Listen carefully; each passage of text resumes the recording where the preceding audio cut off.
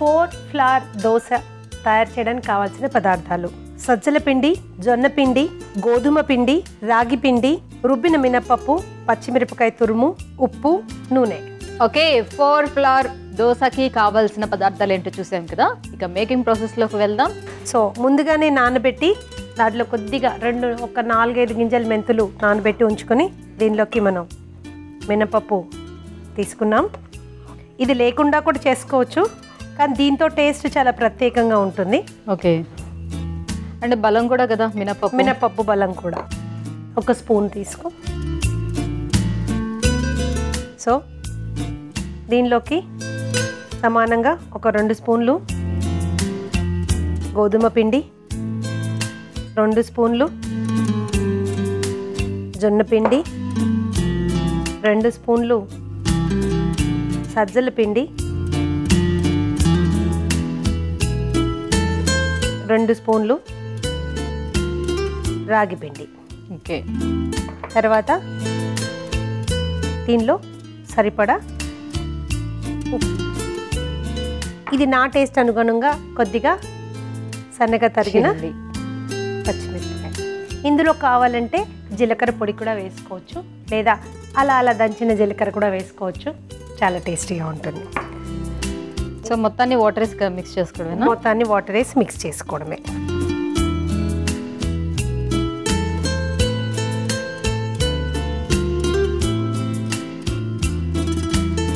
మినపప్పు మనం పప్పు రుబ్బుకున్నాము కదా, సో అలా కాకుండా కొంచెం వేయించి దాన్ని కూడా పౌడర్ లా చేసి పెట్టి ఉంచుకోవచ్చు. మినపప్పు కొంచెం వేయించి దాన్ని కూడా పౌడర్ లాగా చేసి కలుపుకోవచ్చు.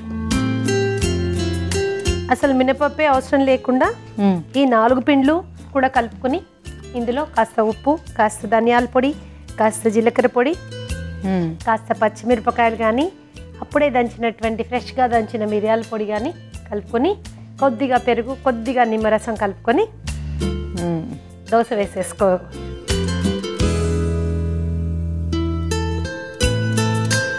కొద్దిగా దోశ వేయడానికి వీలుగా ఉండే కన్సిస్టెన్సీలో మనం కలుపుకోవాలి.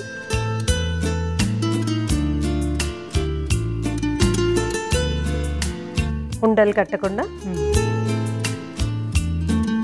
సో మినపప్పు ఉంటే కొంచెం బైండింగ్ కి బాగుంటుంది, దోశ వేయడానికి బాగా. అలా ఏం లేదు, అన్ని పిండ్లకి మంచి బైండింగ్ ఇది ఉంటుంది. ఓకే, ప్లెయిన్ ఉట్టి పిండితో దోశ కూడా ఏ పిండి అయినా టేస్ట్ వెరీ గుడ్. కాకపోతే అందులో కొద్దిగా పులుపు రావడం కోసం ఖచ్చితంగా మనము వీల్ యాడ్ నిమ్మరసం యాడ్ చేసుకుంటాం, ఆర్ పుల్లటి పెరుగు యాడ్ చేసుకుంటాం పులుపు కోసం. పెనం వేడైపోయిందా చూసుకో. పెనం వేడెక్కింది.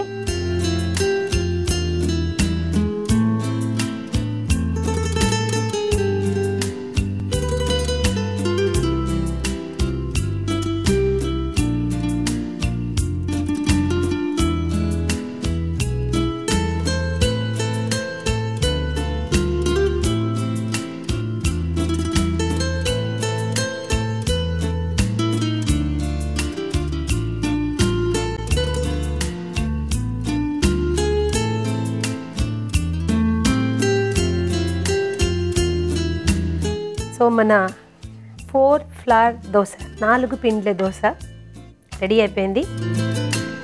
మనకి కావాలనుకుంటే ఎంత పల్చగా అయినా వేసుకోవచ్చు. ఇందులో ఉన్న పిండ్లు they all help in making fantastic dosas. కాబట్టి ఇలా పొడుగ్గా వేసుకోవచ్చు. కావాలంటే మసాలా దోశలాగా మధ్యలో మసాలా పెట్టుకోవచ్చు. అది కూడా హెల్తీ మసాలా చేసి పెట్టుకోవచ్చు. Dosa is ready for you.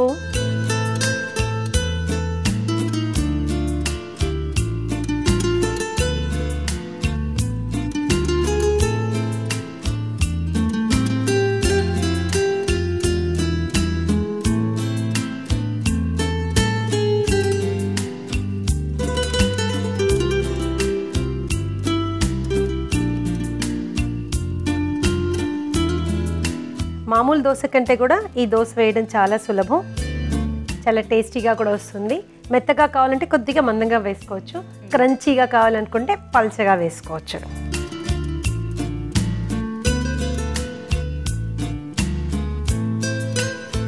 Nice. Traditional dosa బదులు ఈ దోశ కూడా అప్పుడప్పుడు చేసుకోవచ్చు. మామూలు దోశకి రుచిలో దీనికి ఏ మాత్రం తేడా ఉండదు. In fact it's more tastier. కాబట్టి అలా కాకుండా అప్పుడప్పుడు ఎప్పుడైనా ఒకసారి ఇలా కూడా ట్రై చేయొచ్చు. ఓకే, కానీ మినపిండి వాసన ఎక్కువ డామినేట్ చేస్తుంది దీంట్లో. బాగా వస్తుంది అది కాలుతుండేటప్పుడు. నార్మల్ ట్రెడిషనల్ దోశకి ఎలాంటి వాసన వస్తుందో అలానే వస్తుంది.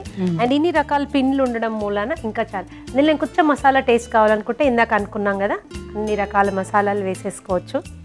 Creativity is left to the audience. వాళ్ళ టేస్ట్ అనుసారంగా వాళ్ళు they can go for.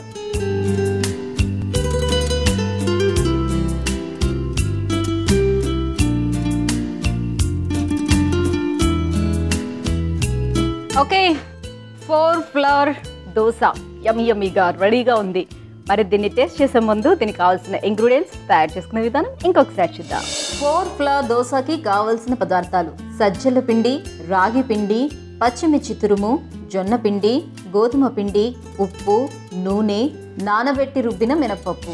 4 flour dosa తయారు చేసుకునే విధానం: ముందుగా రుబ్బిన మినపప్పు ఒక గిన్నెలో తీసుకొని అందులో గోధుమ పిండి, జొన్న పిండి, సజ్జల పిండి, రాగి పిండి 2 స్పూన్లు చొప్పున వేసి కలుపుకోవాలి. అందులో కొంచెం ఉప్పు, సన్నగా తరిగిన మిర్చి, కొంచెం వాటర్ పోసుకొని మిక్స్ చేసుకోవాలి. ఇలా తయారు చేసుకున్న దోశ మిశ్రమాన్ని ఒక పాన్ పెట్టుకొని వేడైన తర్వాత దోశగా వేసుకొని సర్వింగ్ ప్లేట్లోకి తీసుకొని సర్వ్ చేసుకుంటే రుచికరమైన వేడి 4 ఫ్లవర్ దోశ రెడీ.